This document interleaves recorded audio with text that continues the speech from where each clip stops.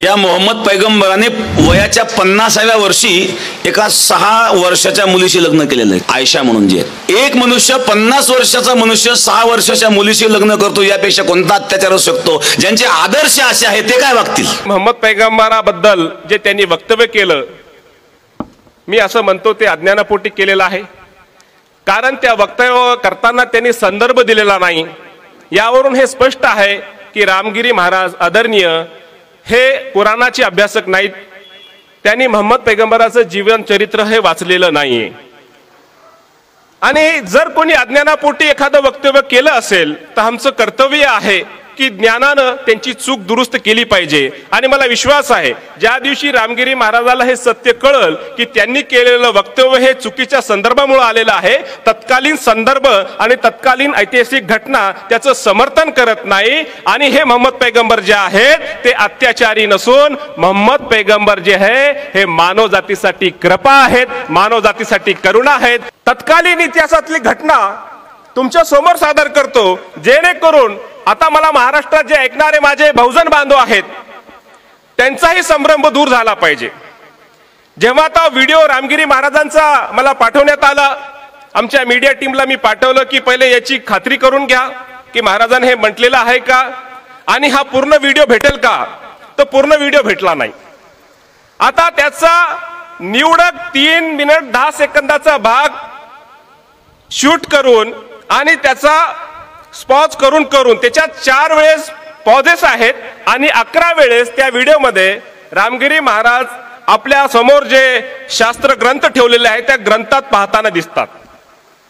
मला प्रश्न पडला की रामगिरी महाराज मोहम्मद पैगंबराबद्दल बोलतायत, एक्स मुस्लिम या वेबसाईट बद्दल बोलतायत, बांगलादेश बद्दल बोलतायत, पाकिस्तान बद्दल बोलतायत.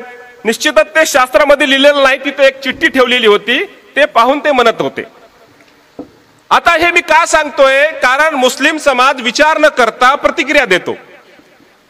रामगिरी महाराज जे आहेत, ज्या सरलाबेट या पीठाचे ते महंत आहेत, त्यांचे गुरु नारायणगिरी महाराज, त्यांचे गुरु गंगागिरी महाराज. मी माझ्या वारकरी संप्रदायातील सहकारी बांधवांना विचारलं की याच्या आधी कधी रामगिरी महाराजांनी असं वक्तव्य केलं का? त्यांनी म्हटलं कधीच नाही केलं.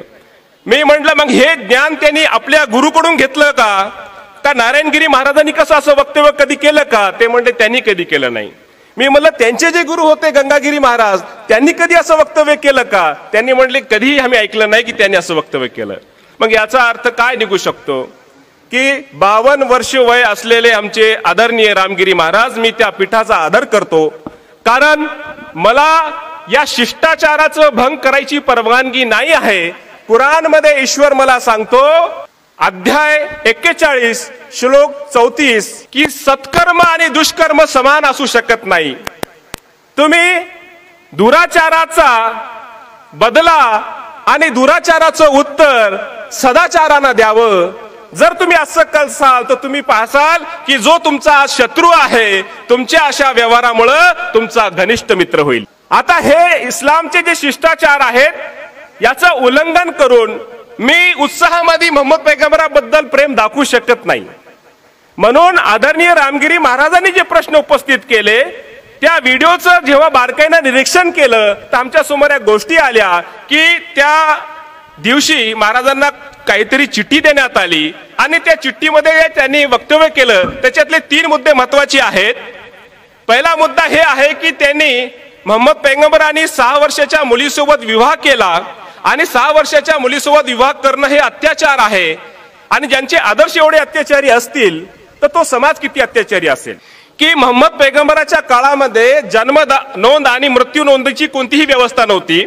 इस्लामिक कॅलेंडर जे आहे ते मोहम्मद पैगंबरांनी जेव्हा मक्क्याहून मदिनेकडे स्थलांतर केलं, मायग्रेशन केलं, प्रस्थान केलं, त्याच्यानंतर हे कॅलेंडर सुरू झालेलं आहे. आणि हा विवाह त्याच्या आधीचा आहे. म्हणजे त्याच्या आधी कोणाच्याही जन्माची नोंद आणि मृत्यूची नोंद घेण्याची कोणतीही व्यवस्था तिथे उपलब्ध नव्हती. मग आता कोणाचं वय काय असेल याचा अंदाज कसा बांधायचा? तर एखादी ऐतिहासिक घटना घडलेली असेल तेव्हा कोणाचा जन्म झाला असेल, किंवा त्याच्या काही काळ आधी झाला असेल, काही काळ नंतर झाला असेल, किंवा कुटुंबात एखाद्या व्यक्तीच्या काही काळानंतर जन्म घेणे, काही वर्षानंतर घेणे, याच्या आधारावर कोणाचंही वय हे अंदाज लावला जायचा. आता मोहम्मद पैगंबराच्या विवाहाबद्दल जे बोललं जाते त्यांनी संदर्भ दिला नाही. मी तुम्हाला संदर्भ देतो. बुखारी शरीफ आणि मुस्लिम शरीफ याचा संदर्भ त्याच्यामध्ये आहे की 6 वर्षाचं वय हजरत आयशा आईचं होतं. आता हा संदर्भ कसा आला? हा संदर्भ जेव्हा आला तर मोहम्मद पैगंबराचं हे कथन नाही आहे. त्यांच्या मृत्यूच्या पश्चात 200 वर्षानंतर त्यांच्याबद्दल जीवनचरित्राबद्दल माहिती संकलन केलेली आहे. आणि जे इतिहासाचे अभ्यासक आहेत त्यांना माहित आहे इतिहास संशोधनाच्या ज्या 3 पद्धती असतात त्या पद्धतीमध्ये एक विश्लेषणात्मक पद्धत असते. आता तो संदर्भ जो आलेला आहे तो संदर्भ संकलन ग्रंथामध्ये आलेला आहे. मोहम्मद पैगंबराचं वक्तव्य नाही आहे किंवा कुराणाचा आदेश नाही आहे. आता याचं जेव्हा मी अभ्यास करू लागलो तो कुराणामध्ये 2 जागेमध्ये विवाहाचं वय काय असायला हवं याबद्दल त्यांनी सांगितलेलं आहे ईश्वरानं. त्याच्यामध्ये एक ईश्वर सांगतो की अनाथाच्या संपत्तीला तुम्ही हात लावू नका जोपर्यंत ते युवावस्थेला पोहोचत नाही, त्याच्यानंतर त्यांना अनाथाची संपत्ती द्यायची. नंतर सूरे निसामध्ये अध्याय 4 आणि श्लोक 6 मध्ये ईश्वर सांगतो की अनाथांची काळजी घ्या जोपर्यंत ते लग्नाच्या वयाला येत नाहीत, आणि त्याच्यानंतर सांगतो की ते बौद्धिक दृष्ट्या परिपक्व होत नाही. याचा अर्थ काय? पहिल्या श्लोकात हे सांगितलेलं आहे की अनाथाला संपत्ती मुलाला द्यायची नाही, त्याची काळजी घ्यायची, सुरक्षा घ्यायची. कधीपर्यंत? जोपर्यंत अनाथ मुलगा युवावस्थेला पोहोचत नाही, म्हणजे ऍडल्ट होत नाही. बरोबर. आता ऍडल्टची वय मर्यादा तिथे उल्लेख केलेला नाहीये.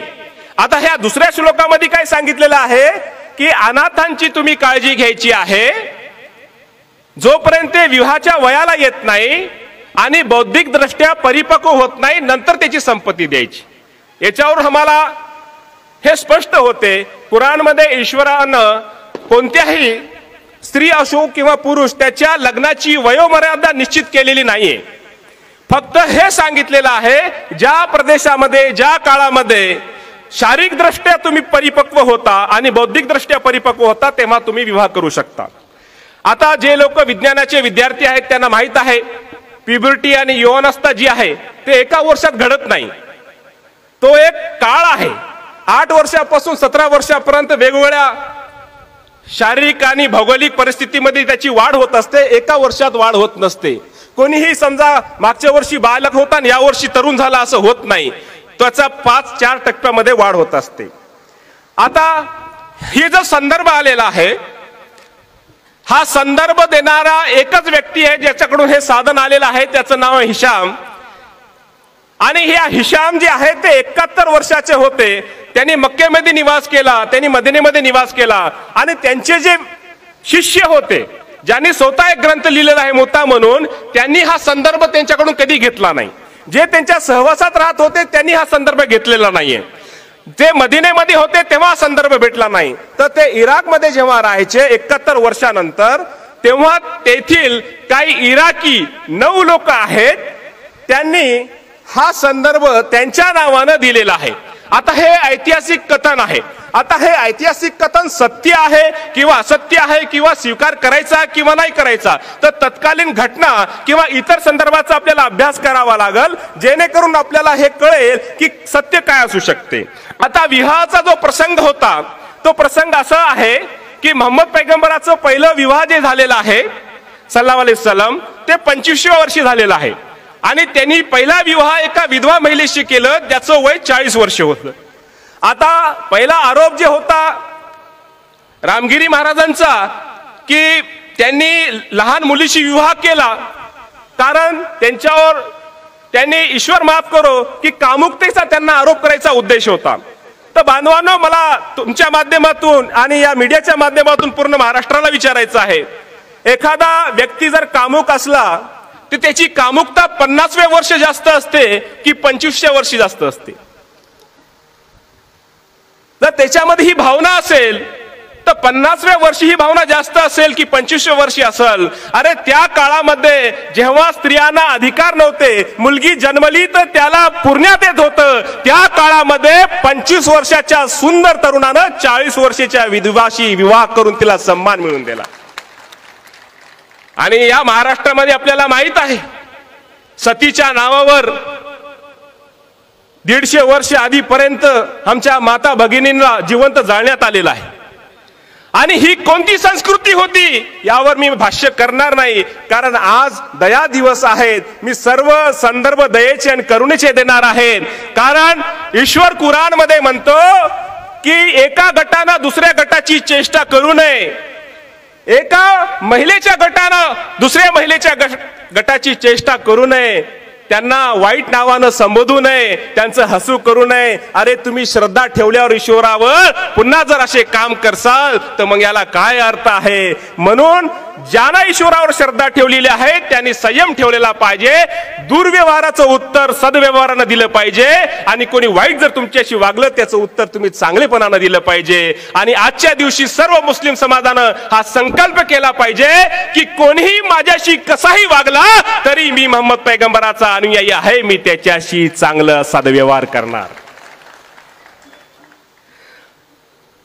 आता हा जो मोहम्मद पैगंबराच्या विवाहाबद्दल संदर्भ आलेला आहे, हे 9 लोक कोण आहेत? हे 9 लोक ज्यांनी खोडसाळपणे हे केलेलं आहे त्याबद्दल मी इब्न हजर हे ऐतिहासिक विद्वान आहेत, त्यांच्यासाठी प्रार्थना करतो की ईश्वरानं त्यांना शांती द्यावी की त्यांनी याचा खुलासा केलेला आहे की हे संदर्भ कुठून आलेले आहेत.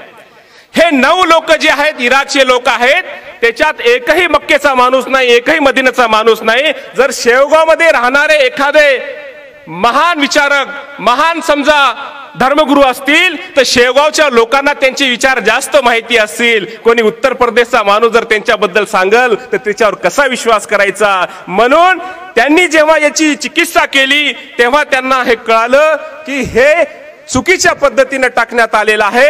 याचा ऐतिहासिक संदर्भ हे आहे की हजरत आयशा रझियल्लाहु जे आहेत त्यांच्या मोठ्या भगिनी आसमा रझियल्लाहु जे आहेत, आसमा 10 वर्षांना त्यांच्या मोठ्या होत्या आणि याचा उल्लेख आहे इतिहासामध्ये. याच्यावर सर्व विचारवंताचं इतिहासकाराचं एकमत आहे की त्यांचं निधन जेव्हा झालं तर ते 100 वर्षाच्या होत्या आणि त्या काळामध्ये त्यांचं जे कॅलेंडर हिजरी होतं ते 73व्या हिजरी या इसवी सनामध्ये त्यांचं निधन झालं, तेव्हा ते 100 वर्षाच्या होत्या. याचा अर्थ 72 वर्ष ते हिजरी काळामध्ये जगलेले आहेत. 100 मधून जर 72 वर्ष गेले, हिजरी काळ हिजरी म्हणजे काय? स्थलांतर, मायग्रेशन करणं. मक्केहून जेव्हा ते मदिन्याला गेले, म्हणजे मक्केहून मदिन्याला जाताना त्यांचं वय किती होतं? 100 मधून 72 गेले तर 28 वर्ष. त्या 28 मधून 10 वर्ष कमी हजरत आयशा माता यांचं वय होतं, म्हणजे 18 वर्ष. म्हणजे हिजरी स्थलांतर करताना, हिजरत करताना हजरत आयशा यांचं वय या संदर्भानुसार 18 वर्ष निघते. आता बांधवांनो, हिजरतच्या 1.5 वर्ष आधी विवाह झाला आणि 1 वर्ष नंतर त्यांची सासरी पाठवणी झालेली आहे, म्हणजे 19व्या वर्षी त्यांची पाठवणी झाल्याचं या संदर्भावरून दिसते. आता दुसरा संदर्भ हे आहे की अनस म्हणतात की मी पाहिलं जंगे उहुद मध्ये हजरत आयशा रझियल्लाहु जे आहेत ते सैनिकांची मदत करत होते, त्यांना पाणी पाजवत होते. त्यांच्या पाठीवर एक पाण्याची पिशवी होती मोठी आणि ते पळत पळत जाऊन सैनिकांना पाणी पाजवत होते, त्यांची मदत करत होते, जखमी सैनिकाची सेवा करत होते. मला सांगा बांधवांनो, त्याच्या खाली दुसरा संदर्भ हे आहे की इब्ने उमर म्हणतात की जंगे उहुदच्या काळामध्ये जेव्हा त्या युद्धामध्ये सहभागी होण्यासाठी मी गेलो तर मोहम्मद पैगंबरांनी म्हटलं की तुझं वय कमी आहे, तू युद्धात येऊ शकत नाही. माझं वय 14 वर्ष होतं.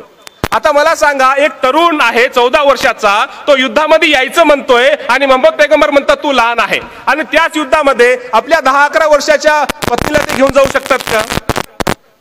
तुमच्या बुद्धीला पटते का? तुमच्या विवेकाला पटते का? कारण इस्लाम हा स्वाभाविक धर्म आहे, हा अत्याचार करत नाही. तुमच्या स्वभावात आहे की हो असं असायला पाहिजे, असं व्हायला पाहिजे, तेव्हा. दुसरी गोष्ट ही आहे की हे जे मी तुम्हाला संदर्भ देतोय हे बुखारी शरीफचे संदर्भ आहेत. त्याचं हदीस नंबर जे 2880 आहे आणि दुसरं मुस्लिम शरीफचं संदर्भ आहे. हे दोन्ही संदर्भ त्याच्यातले आहेत. आता तिसरी गोष्ट आहे की विवाहाचा प्रस्ताव कसा आला. हजरत खौला जे आहेत रझियल्लाहु अन्हा, हे मोहम्मद पैगंबराशी भेटतात आणि म्हणतात, हे मोहम्मद पैगंबर, तुमच्या पत्नीचं निधन झालं तेव्हापासून तुम्ही जास्त व्यथित दिसतायत, घरी मुलं आहेत लहान, त्यांचा सांभाळ करायचा आहे, समाजाचं प्रबोधन बी करायचं आहे, आणि त्याच्यानंतर तुम्हाला उदरनिर्वाहाचाही प्रपंच आहे, तुम्ही दुसरा विवाह का करत नाही? त्यांनी म्हटले, काय तुमच्याकडे प्रस्ताव आहेत का? त्यांनी 2 प्रस्ताव दिले. एक प्रस्ताव होता हजरत सौदा रज़ियल्लाहु या एक विधवा महिला आहेत 50 वर्षाच्या, आणि दुसऱ्या कुमारी आहेत, ते हजरत आयशा रज़ियल्लाहु होता. आता त्यांनी प्रस्ताव घेऊन जेव्हा हजरत आयशा यांच्या वडिलाकडे गेले, घरी गेले, वडील घरी नव्हते. त्यांच्या आईनं सांगितलं, ठीक आहे, अबूबकर सिद्दीक यांना येऊ द्या, त्यांच्याशी बोलू. त्यांनी त्यांच्यासमोर प्रस्ताव ठेवला. अबूबकर म्हटले की असं माझं तर पहिलेच आमच्या मुलीची सोयरीक झालेली आहे, साखरपुडा आधीच झालेला आहे, आता मी पहिले त्यांना विचारून घेतो, कारण आमचा साखरपुडा झाला तेव्हा आम्ही दीक्षा घेतली नव्हती इस्लामची, आता आम्ही इस्लामची दीक्षा घेतली, आता ते सोयरीक ठेवायचं की नाही ठेवायचं एकदा त्यांना विचारून घेतो. ते पुन्हा जातात, जुबैर इब्न मुतीम यांच्याकडे जातात. ते मुतीमला विचारतात की तुमच्या मुलाला आमची मुलगी द्यायचं आपलं ठरलं होतं, विवाहाचा आता तुमचा काय विचार आहे? तो म्हणतो, माझ्या पत्नीला विचारू. पत्नीला विचारतात तर पत्नी म्हणती, नाही नाही, आता तुम्ही तर भ्रष्ट झालेला आहेत, तुम्ही आमचा आई वडिलांचा पारंपरिक जो आमचा धर्म होता तुम्ही कर्मकांड सोडून दिले, आता तुम्ही एकेश्वरवादी झालेले आहेत, तुमची मुलगी जर आम्ही केली, ती मुलगी आमच्या मुलाला सुद्धा हे आमचे जे कर्मकांड आहे त्याच्यापासून परावर्त करण, एकेश्वरवादी करण, आम्ही तुम्हाला विवाह तुमच्या मुलीशी करणार नाही. तो विवाह तिथं संपला. आता तो विवाह संपल्यानंतर मग ते पुन्हा आले आणि मोहम्मद पैगंबराच्या प्रस्तावाला स्वीकारलं. आता त्यांना जेव्हा बोलवलं तर हे तोपर्यंत हजरत सौदा रज़ियल्लाहु विवाह झाला होता, ते घरात आले होते. हे संदर्भ मी तुम्हाला यासाठी देतो बांधवांनो, तुम्ही विचार करा, मी कोणाचं हे नाकारत नाही, वेगवेगळे संदर्भ आहेत आणि हा संदर्भ हे सांगतायत की ज्याच्या घरामध्ये 6 वर्षाचे 8 वर्षाचे मुलं असतील, तो त्या मुलांचा सांभाळ करायला 6 वर्षाची पत्नी आणेल का? किंवा कोणी त्यांना प्रस्ताव देईल का? हा देणार नाही. आता हा झाला मुद्दा. आता रामगिरी महाराजांनी जे संदर्भ घेतलेले आहेत त्यांनी त्यांची चिकित्सा केलेली नाहीत.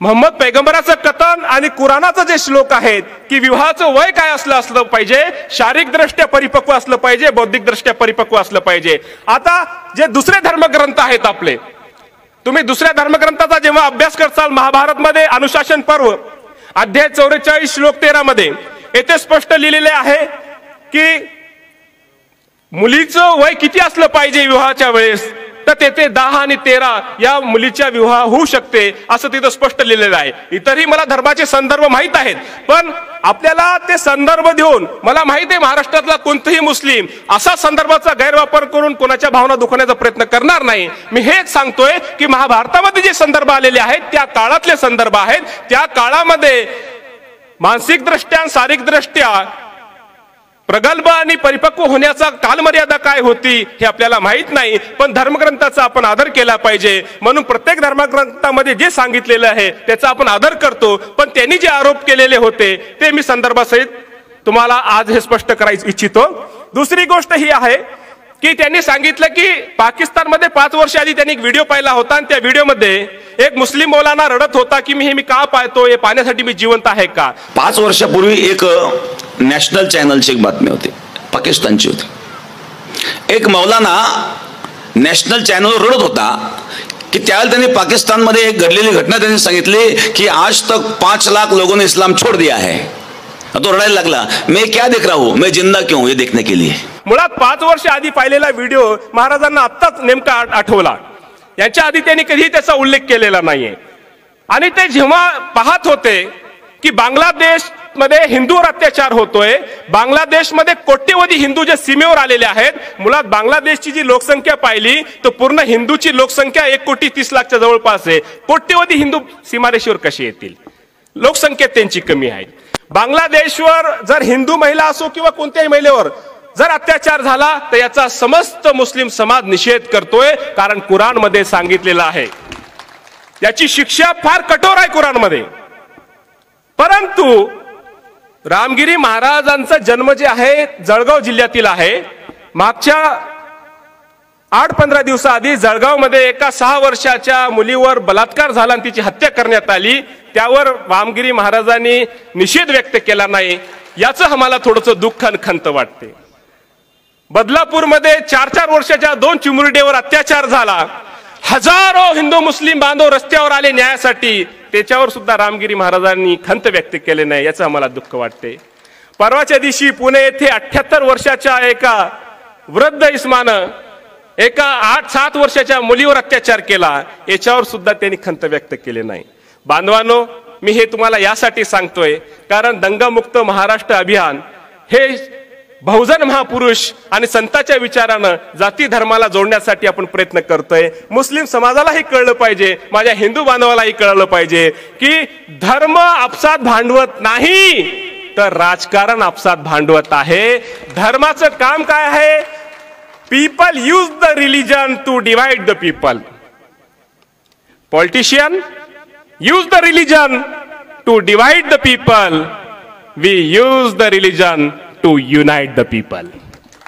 म्हणजे राजकारणी लोक धर्माचा वापर जाती जाती धर्मामध्ये तेढ लावण्यासाठी करतात आणि आम्ही धर्माचा वापर जाती जाती धर्माच्या लोकांमध्ये बंधुत्व निर्माण करण्यासाठी करतो. हे आपण समजून घेतलं पाहिजे. बांधवांनो, तुम्ही वाणीने त्यांना असं बोलून काही अर्थ नाहीये. तुम्ही त्यांनी जर समजा एखादा तुमच्या समोर अज्ञानामुळे काही विषय ठेवला असेल तर तुम्ही त्याचं निराकरण केलं पाहिजे. मला विश्वास आहे कुराणाचा अभ्यास करतील आणि कुराणाचा अभ्यास करून पुन्हा रामगिरी महाराज सांगतील की मी जे वक्तव्य केलं होतं कुराणाचं ते चुकीच्या माहितीच्या आधारावर होतं आणि सत्य हे आहे. आता मला सांगा, या महाराष्ट्रामध्ये जेवढे संत महापुरुष होऊन गेले, रामगिरी महाराज म्हणले मी सनातन धर्माचा आहे, मी सनातन धर्माचा अभ्यासक आहे. आणि 1893 मध्ये शिकागो येथे अमेरिकेमध्ये विश्व धर्म सभा जेव्हा भरली होती, भारताकडून सनातन धर्माचं प्रतिनिधित्व करणारे स्वामी विवेकानंदजी, बघा सनातन धर्माचं प्रतिनिधित्व राष्ट्रावर नाही आंतरराष्ट्रीय स्तरावर करणारे स्वामी विवेकानंदजी म्हणतात, मोहम्मद पैगंबर हे समतेचे आचार्य आहेत. ते मानवतावादी बंधुत्वाचे प्रचारक आहेत. बाळासाहेब ठाकरे यांचे वडील प्रबोधनकार ठाकरे म्हणतात की मोहम्मद पैगंबरानं आपल्या 23 वर्षाच्या आयुष्यामध्ये जो परिवर्तन घडवलं, जी क्रांती आणली, न भूतो न भविष्य, एक अनाथ मुलगा, एक निर्धन कुटुंबात जन्मलेला मुलगा ही क्रांती आणू शकत नाही. या गती मागे प्रेरणा होती एको देव म्हणजे एकेश्वरवादाची प्रेरणा होती, हे प्रबोधनकार ठाकरे म्हणतात.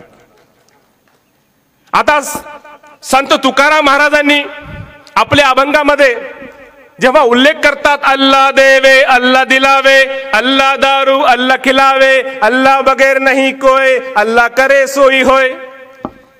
तुम्ही देऊ येथे जा, तेथे गाथा मंदिरावर हे अभंग कोरलेले आहेत, अल्लाहवर आणि प्रेषितवर.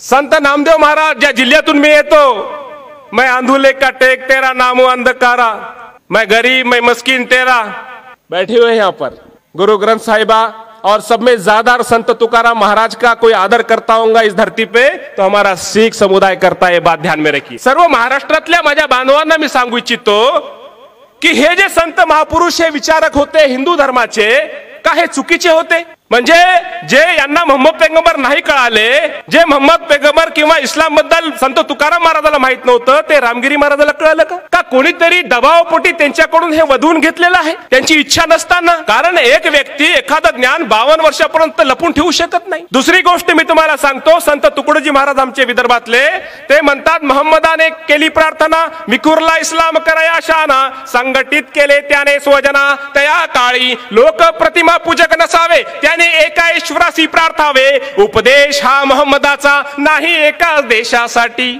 आता मला सांगा, संत तुकडोजी महाराज म्हणतात की मोहम्मदाचा उपदेश एका देशासाठी नाही आहे, सर्व मानवजातीसाठी आहे. गुरु नानकजीने काय सांगितलं? एक ओंकार. विभागला नाही मानवजातीला. म्हणजे हे जे संत महापुरुषांनी अभ्यास केलेला आहे, यांनी जे विचार मांडलेले आहे, जर रामगिरी महाराजांचे विचार स्वीकारले तर सर्व महापुरुषांचे, विचारवंताचे, संतांचे विचार नाकारावे लागतात. त्याच्यामध्ये छत्रपती शिवाजी महाराजांच्या इतिहासाचा मी एक विद्यार्थी असल्यामुळं ही जी मला प्रेरणा भेटली की सर्व धर्माकडून चांगल्या गोष्टी घेऊन समाजाला जोडणं, हे काम त्या काळामध्ये सर्व जाती धर्माच्या लोकांना घेऊन त्याच्या धर्मातील नैतिक मूल्याचा आधार घेऊन मानव सेवेसाठी तयार करण्याचं काम कोणी केलं तर छत्रपती शिवाजी महाराजांनी केलं. औरंगजेबाला पत्र लिहिताना छत्रपती शिवाजी महाराज म्हणतात की औरंगजेबा, अल्लाह रब्बुल आलमीन आहे. आता हे कोणाला माहिती आहे? जे कुराण वाचतो त्याला माहिती आहे की अल्लाह सर्व सृष्टीचा रब आहे, पालनहारा आहे, विश्वंभर आहे, हरी आहे. माणसामध्ये भेद करणं हे ईश्वराशी अल्लाशी वैर करणं आहे. मुस्लिम मस्जिद मध्ये अजान देतात, हे ईश्वराची उपासना आहे. हिंदू मंदिरमध्ये घंटा वाजवतात, हे ईश्वराची भक्तीच आहेत. आता प्रश्न काय आहे याच्यात महत्वाचा मुद्दा की सर्व सृष्टीचा निर्माण करता एक आहे हे छत्रपती शिवाजी महाराजांनी सांगून सर्व जाती धर्माला एकत्र केलं होतं. जाती धर्मामध्ये तेढ निर्माण करण्याचं काम त्या काळात झालेलं नाही बांधवांनो. म्हणून विचार करा की मुस्लिम मोळे स्वेच्छेनं शिवाजी महाराजांसाठी मरायला तयार झाले. मोहम्मद पैगंबर म्हणतात, तो मुस्लिम नव्हे ज्यानं स्वतः पोट भरून खावे त्याचा शेजारी उपाशी राहावा. हे उपदेश आहेत. मला सांगा बांधवांनो, महाराष्ट्रातल्या सर्व माझ्या बहुजन बांधवांना मी प्रश्न करतो, हे जे उपदेश आहेत की तो मुस्लिम नव्हे ज्यानं स्वतः पोट भरून खावे त्याचा शेजारी उपाशी राहावा, हे अत्याचारी उपदेश वाटतात का? आणि पुन्हा मी मुस्लिमांना प्रश्न करतोय, मुस्लिमांनो, महाराष्ट्रात 2 कोटी मुसलमान आहेत. मोहम्मद पैगंबराचा उपदेश आहे की तो मुस्लिम नव्हे ज्यानं स्वतः पोट भरून खावे त्याचा शेजारी उपाशी राहावा. यात महाराष्ट्रात मागच्या 3 वर्षामध्ये 16 जिल्हे कुपोषित निघाले, 16,000 बालकं कुपोषित निघाली, त्यामध्ये 6,000 बालकं दगावली. ही तुमची नैतिक जबाबदारी आहे की नाही मला सांगा? या आदिवासी बालकाला जेवण द्यायची जबाबदारी तुमची आहे की नाही आहे? मोहम्मद पैगंबर म्हणतात, हे सर्व सृष्टी अल्लाहचा परिवार आहे आणि अल्लाहच्या दृष्टिकोनात सर्वात उत्तम व्यक्ती तो आहे जो त्याच्या परिवाराशी सद्व्यवहार करतो. आता हे संत तुकाराम महाराज कसं सांगतात? विष्णुमय जग वैष्णवाचा धर्म, भेदाभेद भ्रम अमंगळ, ऐका हो तुम्ही भक्त भागवत, करावे ते हित सत्य करा, कोण्याही जीवाचा न घडावा मत्सर, वर्म सर्वेश्वर पूजनाचे. आता याच्यामध्ये काय आहे? भाषेचा फरक आहे, अज्ञान आहे. विष्णुमय जग, आता आपल्याकडे एक संघटना आहे, ते म्हणते की भारताला हिंदू राष्ट्र करायचंय. मी म्हणतो बाबा, सगळं जगत विष्णूचं आहे ना, फक्त देशाला करून काय करणार? हे काय राष्ट्रीय संघटनेचा अध्यक्ष आहे का ईश्वर? संत तुकाराम महाराज म्हणतात, विष्णुमय जग, हे सगळं जग विष्णुमय आहे. आमचा धर्म वैष्णव आहे. विष्णूचा अर्थ होतो संस्कृतमध्ये विष्णूचा अर्थ म्हणजे हरी, मराठीमध्ये, अरबीमध्ये रब होतो, त्याला पालनहार म्हणतो. आपण म्हणतो ना, दे रे हरी पलंगावरी, तर विष्णू त्याला म्हणतात. या पालनहार सृष्टीचा एकच आहे. आता मला सांगा, फक्त राजकारणासाठी तुम्ही माणसाला तोडता, देशादेशामध्ये विभागता, वैश्विक बंधुत्व सांगतात संत तुकाराम महाराज. कोण्याही जीवाचा ना घडावा मत्सर. रामगिरी महाराजांनी याचा उल्लेख केला दुसऱ्या दिवशी पत्रकार परिषदेमध्ये की आमचे विचार हे आहेत. आता याचा अर्थ काय की हे सगळं जग विष्णूचं आहे आणि या सृष्टीमध्ये सर्व प्राणी, मानव, वेगवेगळ्या जाती धर्माचे, साऊथ आफ्रिका, चीन असतील, जापान असतील, बांगलादेश, पाकिस्तान, सगळ्या जगामध्ये, देशामध्ये कुठेही राहणारा हा माणूस हा ईश्वराचा आहे, विष्णूने निर्माण केलेला आहे. एकाही माणसाला जर दुःख झालं तर विष्णूला दुःख होते, हा रबला दुःख होते, अल्लाहला दुःख होते. आता मोहम्मद पैगंबराची हदीस आणि संत तुकाराम महाराजचा आहे अभंग. काय शिकवण? फक्त भाषेचा फरक आहे. आम्ही हे समजून घेत नाही बांधवांनो. माझ्या मुस्लिम बांधवांनो, तुम्हाला रामगिरी महाराजाचा तुमच्या मोबाईल मध्ये व्हिडिओ आहे, पण संत तुकाराम महाराज काय म्हटले आहेत का तुमच्याकडे? तुकडोजी महाराज काय म्हटले आहेत का? महात्मा फुले काय म्हटले आहेत का? महात्मा फुले म्हणतात, मोहम्मद झाला जहा मर्द खरा, त्या गेले संसारा सत्यासाठी, खोटा धर्म सोडा सांगे जगताला, जन्म घालविला ईशा पायी, जगहितासाठी लिहिले कुराण, हिमतीचा राणा जगी वीर, जगाचा पालक निर्मिका अनादी, सर्व काळ वंदे निके सत्य, मन केले धीट धरिली उमेद, नाही भेदाभेद ठावा जाला.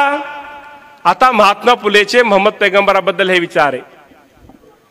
महात्मा फुले म्हणतात, आर्य मांगासह आर्य नेले मशिदीत, गणी बांधवा ताप्त सके. म्हणजे आर्य आणि मांगाला एकत्र मस्जिद मध्ये नेऊन बंधुत्व निर्माण करणारे मोहम्मद पैगंबर आहेत हे महात्मा फुले म्हणतात.